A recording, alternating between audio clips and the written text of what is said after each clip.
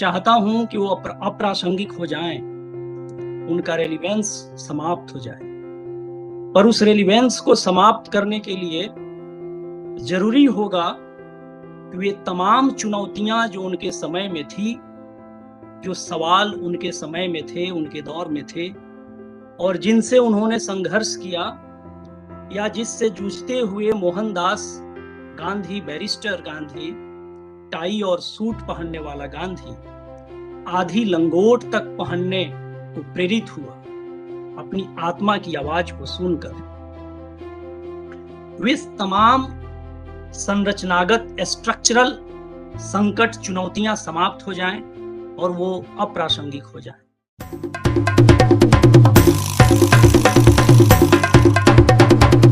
नमस्कार, मैं अलमुनाई association JNU का शुक्रगुजार हूं, जिन्होंने मुझे आज राष्ट्रपिता महात्मा गांधी और उनके अनन्य शिष्य लाल बहादुर शास्त्री के जन्मदिवस के अवसर पर कुछ विचार साझा करने को आमंत्रित किया।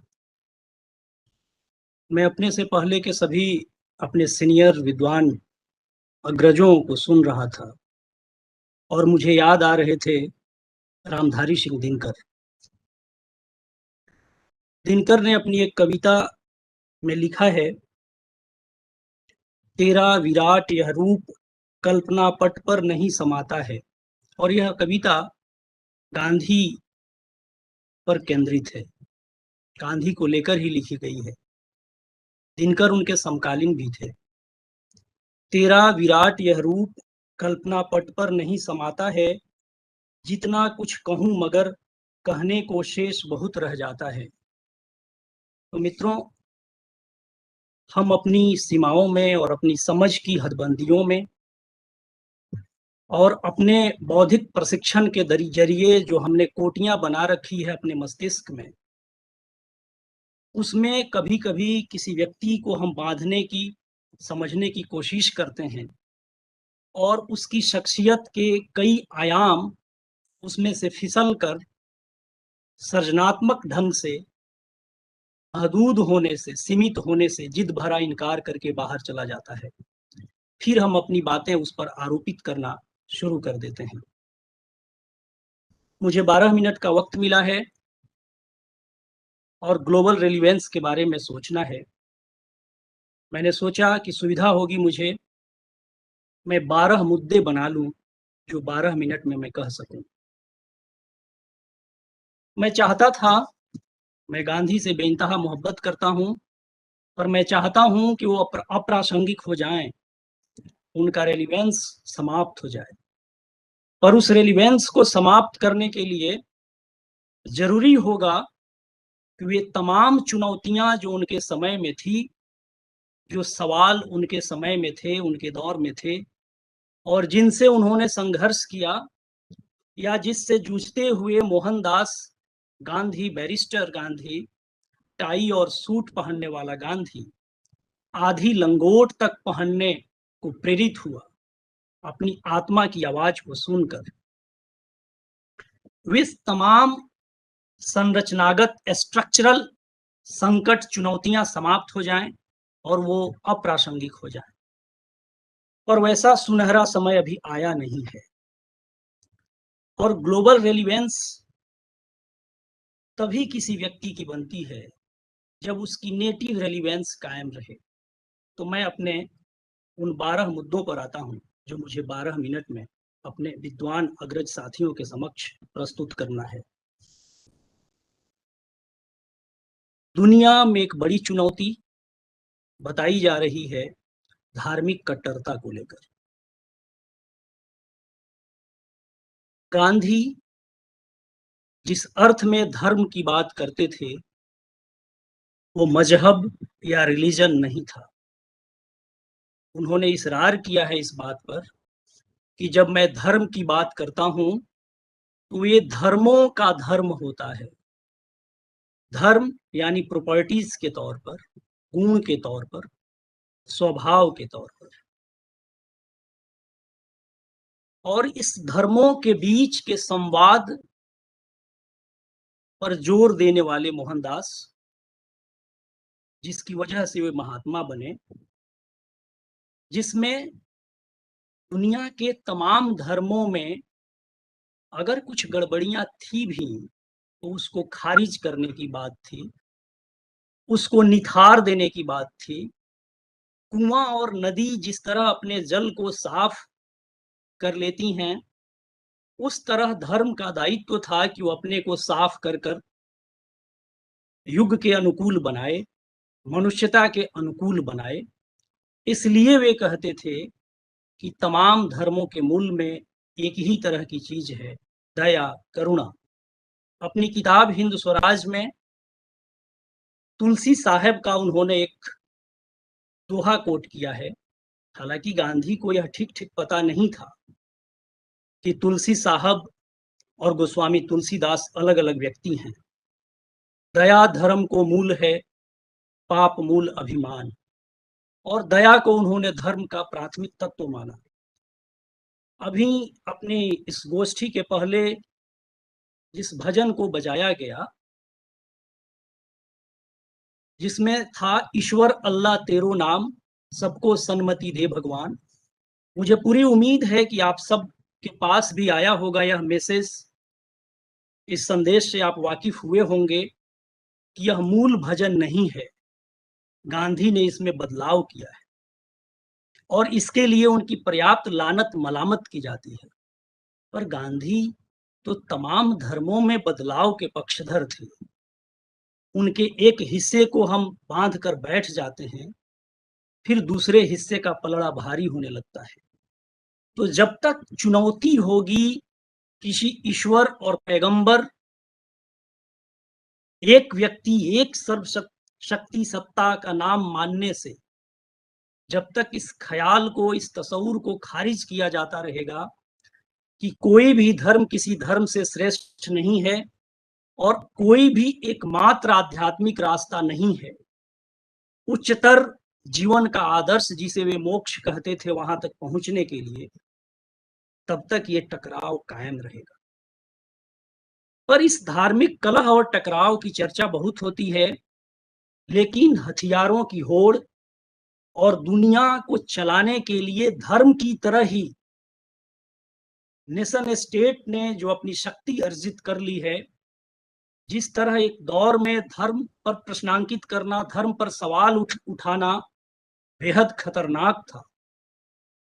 अपने धर्म की मान्यताओं को प्रश्नांकित करने वाले लोग निशाने पर आ जाते थे, वैसा ही आधुनिक धर्म के तौर पर राष्ट्र राज्य ने ताकत अर्जित कर ली है, उसका इंस्टीट्यूशन बन गया है।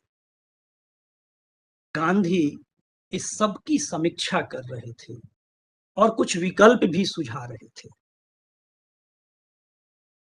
अपने राष्ट्रीय आंदोलन की अगुवाई के दौरान उन्होंने बार बार कहा कि मैं भारतीय स्वाधीनता आंदोलन की अगुवाई करते वक्त इस लड़ाई में शामिल होकर एक नए तरह का समाज और नई सभ्यता बनाना चाहता हूं, और यह अपने देश की ताकत को ही स्थापित करने के लिए नहीं है, यह सिर्फ इसलिए है जिसमें कोई देश किसी को शोषित न कर सके, किसी का शोषण न कर सके। तो राष्ट्र राज्य की ताकत ने इंसानियत को, संस्कृति और सभ्यता की जिस तरह उपेक्षा की है और खुद को धर्म की तरह मजबूत बना लिया है, उस पर सवाल करने वाला व्यक्ति गांधी होगा या गांधी तरह का होगा।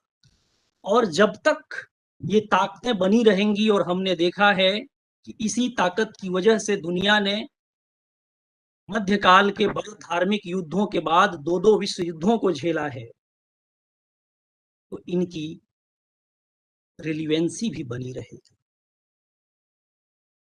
स्वराज की लड़ाई के दौरान गांधी सचेत थे, पार्लियामेंट्री डेमोक्रेसी की सीमाओं को देख पा रहे थे और स्वराज से सुराज की यात्रा को प्रस्तावित कर रहे थे। ताकतवर मुल्क किसी मुल्क का शोषण न कर पाए, उपनिवेश समाप्त हो जाए, पर उसके साथ ही आजाद मुल्क के भीतर आंतरिक उपनिवेश की स्थापना न हो, लंकाशायर और मैनचेस्टर की तरह समृद्धि के लिए अपने देश के भीतर ही कुछ इलाकों को चिन्हित करके उनका शोषण न किया जाए और डेवलपमेंट के नाम पर एक नए तरह का आर्ष वाक्य न बना दिया जाए। तो इस स्वराज से सुराज की यात्रा, जिसमें उपनिवेश के साथ ही आंतरिक उपनिवेश की संकल्पना को खारिज किया जा रहा है, और इस संकल्पना को खारिज करने के लिए आधुनिक सभ्यता को शैतानी सभ्यता तक कहने का जोखिम उठाया जा रहा हो, ऐसी दार्शनिक प्रस्तावना करने की कवायद तब तक बनी रहेगी जब तक किसी भी मुल्क में एक हिस्से को उपनिवेश की तरह ट्रीट किया जाएगा। गांधी ताबीज देते थे लोगों को, एक जंतर सुनाते थे। बाबू जगजीवन राम को उन्होंने, जो संविधान सभा के प्रतिनिधि के तौर पर उनसे आशीर्वाद के लिए मिलने गए थे, उन्होंने कहा था कि जब भी तुम कोई निर्णय करो, कुछ बनाओ, कुछ तय करो, नीति बनाओ, तो सबसे आखिरी व्यक्ति की चिंता करो। याद करो कि सबसे उपेक्षित किस व्यक्ति को तुमने देखा है और तुम्हारे द्वारा लिए गए निर्णय से उसके चेहरे पर कितनी मुस्कान आती है, उसका जीवन कितना बदलता है। अर्थशास्त्र जो आज का धर्मशास्त्र बन गया है, जो ट्रिकल डाउन थियरी पर आधारित है, जिसमें दुनिया भर में तमाम नीतियां सबसे ताकतवर लोगों को जेहन में रखकर बनाई जाती है और उनके यहां से संसाधन कुछ रिश्ते हुए नीचे की ओर आते हैं, जब तक यह गैर बराबरी, असीमित मुनाफा की ताकत बनी रहेगी, कैसे भुलाए जा सकेंगे गांधी। गांधी असहमतियों का सम्मान करते थे। 1939 में गांधी सेवा संघ की बैठक थी मलिकंदा में, और उसी समय बाहर कुछ लोगों ने गांधीवाद का नाश हो नारा लगाया। उनके अनुयायियों को बुरा लगा, पर गांधी ने स्वयं यह नारा लगाया और कहा कि यह कोई वाद हम छोड़कर जा नहीं रहे। हम जो कह रहे हैं यह तो उतनी ही पुरानी बातें हैं जितनी पुरानी नदियां हैं, जितने पुराने पर्वत हैं। मैंने तो सिर्फ इसको नए संदर्भ में रेखांकित कर दिया है, नई परिस्थितियों के हिसाब से इस पर रोशनी डाल दी है।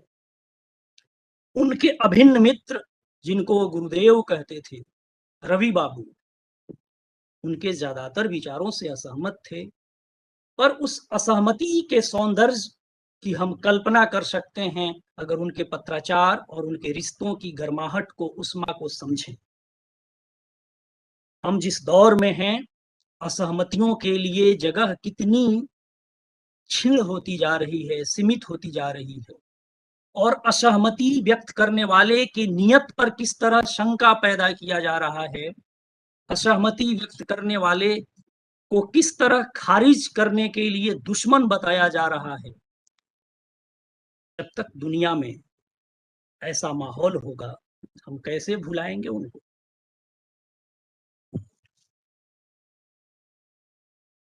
गांधी अपने जमाने में इंटीमेट इनेमी की चर्चा करते थे। यह शब्द वैसे आशीष नंदी साहब ने दिया, पर उस समय आधुनिक शिक्षा से लैस और उसमें प्रशिक्षित और दीक्षित तमाम लोग अपने ही भीतर के एक ऐसे शत्रु से बेहद मोहब्बत करने लगते थे और उसी की जुबान बोलने लगते थे। ऐसे समय में वह आदमी अपनी जमीन पर खड़ा होकर अपने घर के दरवाजों खिड़कियों को खुले रहने की बात करता था, जिसमें दुनिया के तमाम विचारों की खुशबू आ सके।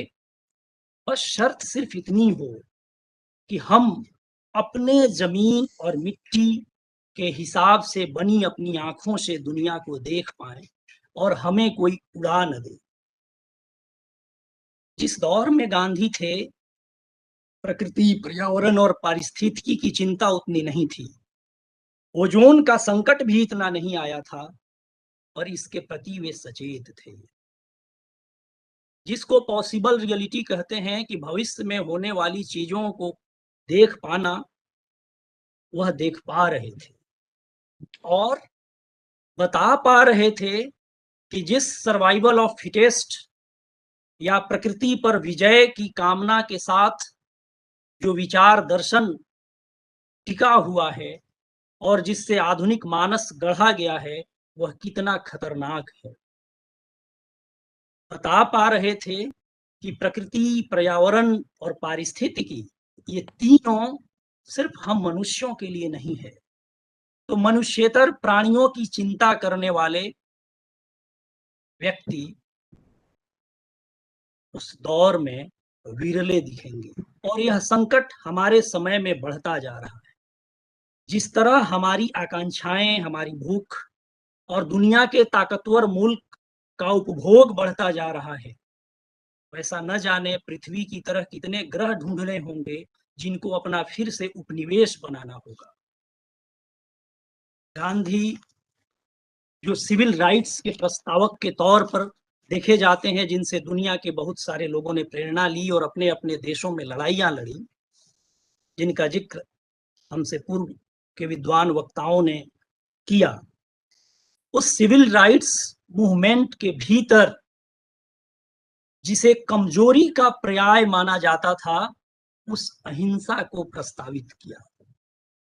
अहिंसा का सिद्धांत कोई गांधी का दिया हुआ नहीं था।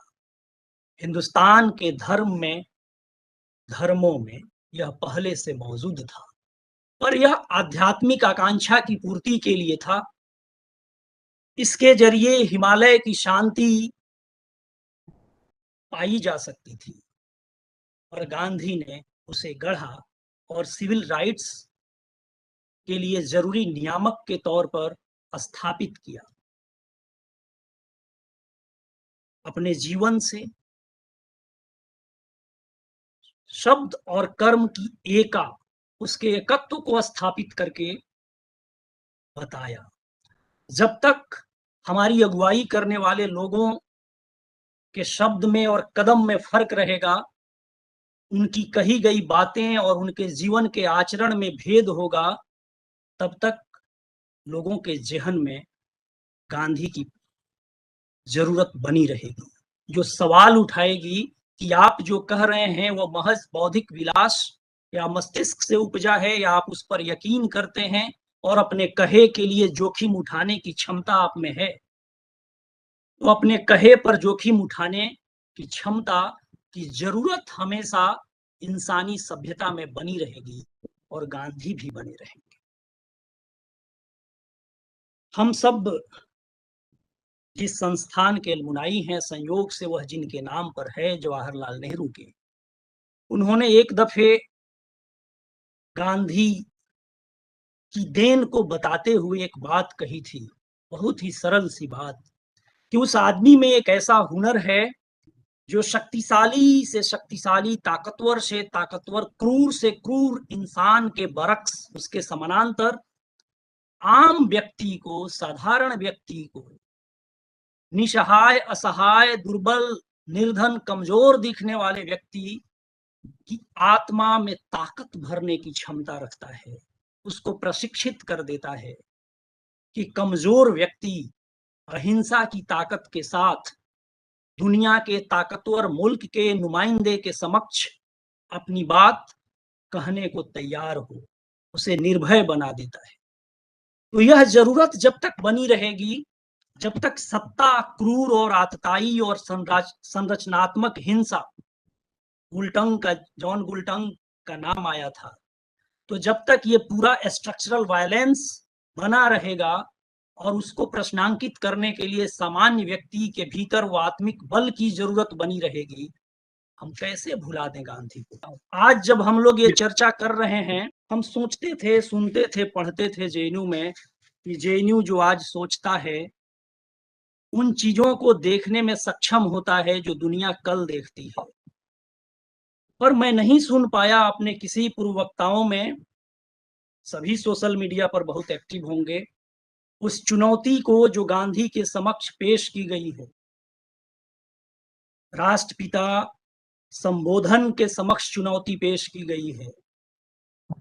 आज एक हत्यारे के नाम पर ट्विटर पर ट्रेंड चल रहा है दूसरे नंबर पर, और यह बड़ी सच्चाई है जिससे हम आँख नहीं मूंद सकते।